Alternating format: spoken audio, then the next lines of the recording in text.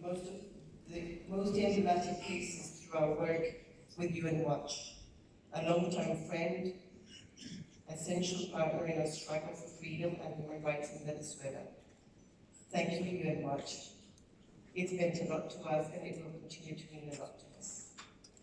Tonight, we honor the legacy of Ambassador Boris Abram, who founded UNWatch 36 years ago, after serving as U.S. Permanent Representative to the United Nations in Geneva. Boris Abram was a civil rights leader who marched arm in arm with Martin Luther King in the fight for equality for African Americans. The epitaph of his gravestone reads, "He established one man, one vote as a principle of American rule." This year's Morris Abram Human Rights Award goes to Rosa María Payá in recognition of her courageous mission to achieve freedom and democracy for the Cuban people. Rosa María is the daughter of renowned Cuban dissident and democracy advocate Oswaldo Payá, who was killed in 2012 under mysterious circumstances, which the Cuban regime has never adequately explained. Rosa María continued the work of her father, who founded the Democratic Christian Liberation Movement and who received the European Sakharov Prize for freedom of thought. Ms. Payá is the leader of Cuba Decide, a non-partisan group calling for a binding national referendum on the question of holding free democratic elections in Cuba. She advocates for Cuban democracy through important initiatives in Cuba and also at the world stage, where she meets with presidents, foreign ministers, and where she has delivered passionate appeals to the United Nations, to the European Parliament, the US Congress, and the Organization of American States. His strategic work has led to concrete actions, including the passing of the US Senate resolution in 2018. Also serving as president of the Latin American Youth Network for Democracy, Rosa María led a delegation to observe legislative elections in Venezuela to show solidarity with pro-democracy advocates in Venezuela in 2015. Both our oppressors, the regimes of Castro and Maduro, are very much connected, so we greatly appreciate Rosa María's work there in Venezuela. The magazine People en Español named Ms. Payá one of the 25 most powerful Latin American women in 2013. Last year, she was finalist for the prestigious Václav Havel Human Rights Prize.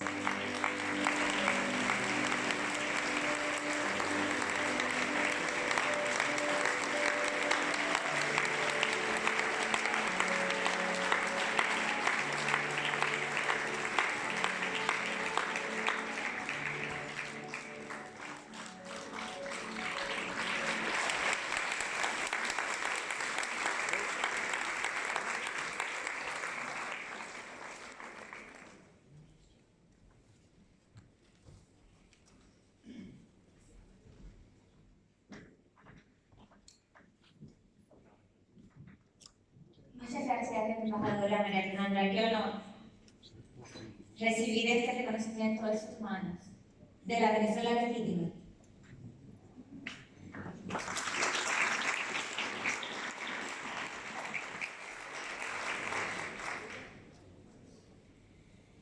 Dear friends from United Nations Watch, dear Fidel, thank you very much.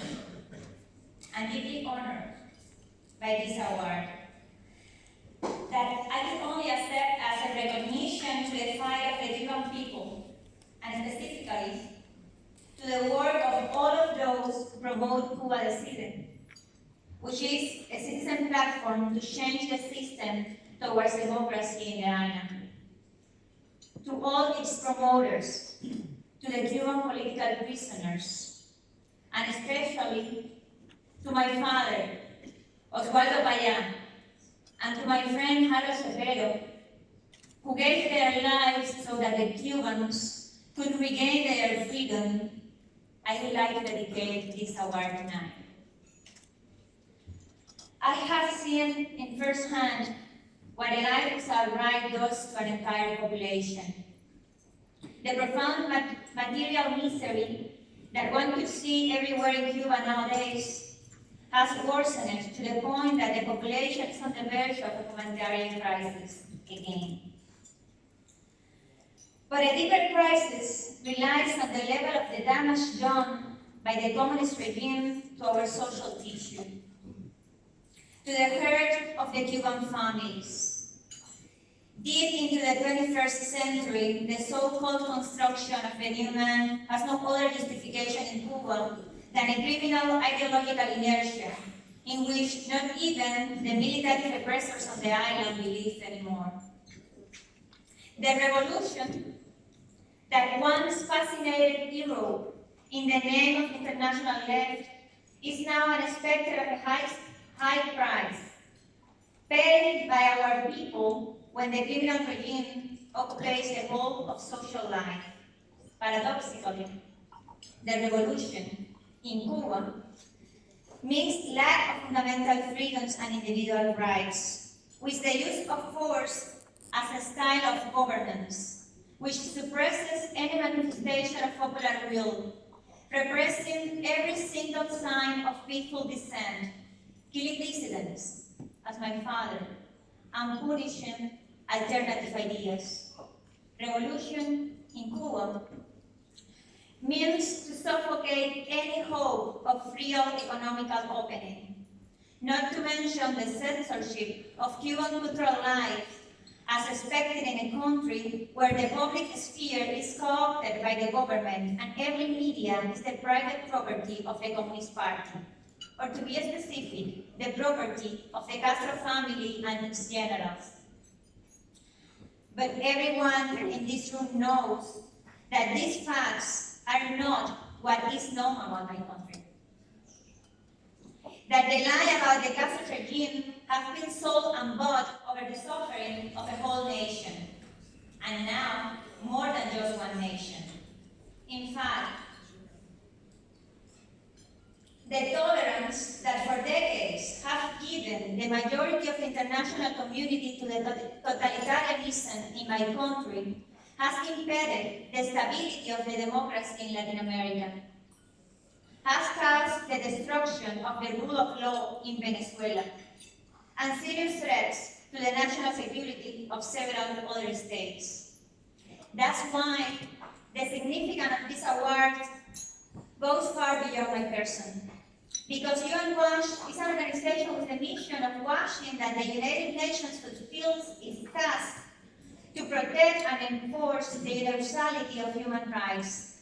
However, the High Commissioner of Human Rights in UN so far has chosen to ignore the crimes against humanity that the Cuban regime perpetrates, not just against Cubans, but also against Venezuelans and others in Latin America. So that this platform should serve to denounce that the Cuban regime cannot participate in the solution to the Venezuelan problem, as the current Canadian government suggested just recently, because the Castros coordinate the regime of Nicolás Maduro, and they are the main beneficiaries of it. This platform should serve to denounce the shame of the European Union referring to the criminal organization in power in Cuba as a one-party democracy. This platform should serve to denounce the legitimacy of a Cuban constitution that seeks to perpetuate the regime, to denounce the legitimacy of the designated president of that regime, and the Communist Party leader, General Raúl Castro, given that they have been never elected by the people of Cuba in free, fair, and multi-party elections, as indicated in the draft resolution proposed today by dozens of NGOs for the United Nations Human Rights Council, thanks to UNWatch.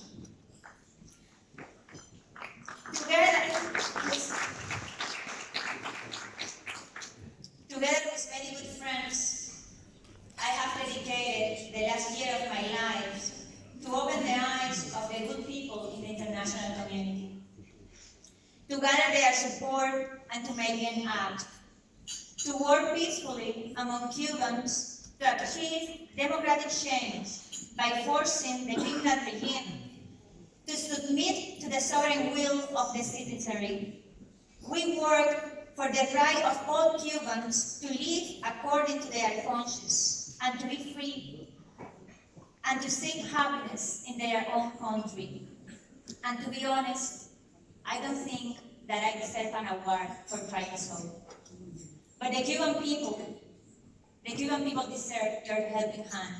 And definitely, the Cuban people deserve the solidarity of the world. God bless you all. Thank you so much.